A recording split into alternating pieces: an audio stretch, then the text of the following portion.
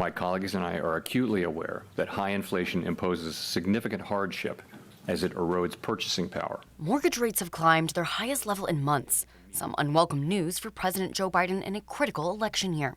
The average rate on a 30-year fixed-rate mortgage is more than 7%, according to Freddie Mac. That is the highest mortgage rates have been since November of last year. The higher rates are crippling home buying, a factor weighing on voter perceptions of the economy. Mortgage rates peaked at about 7.8% in October, although they fell steadily through early January as investors expected the Federal Reserve to start cutting interest rates. Since then, however, inflation reports have come in hotter than expected, and the prospect of rate cuts has been pushed back.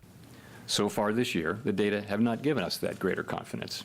In particular, and as I noted earlier, readings on inflation have come in above expectations. It is likely that gaining such greater confidence will take longer than previously expected. We are prepared to maintain the current target range for the federal funds rate for as long as appropriate. The housing market has taken on water because of the higher interest rates. The Fed controls short-term interest rates, which affects rates throughout the economy, including mortgages. Many people are holding on to their homes and waiting to sell until mortgage rates are lower, creating a shortage of existing homes for sale. Existing home sales in March fell 4.3%, the biggest decline in over a year. The housing market, like inflation, has been a thorn in Biden's side. In response, he used this year's State of the Union address to call for new policies intended to help housing affordability. I know the cost of housing is so important to you. If inflation keeps coming down, mortgage rates will come down as well, and the Fed acknowledges that. But I'm not waiting.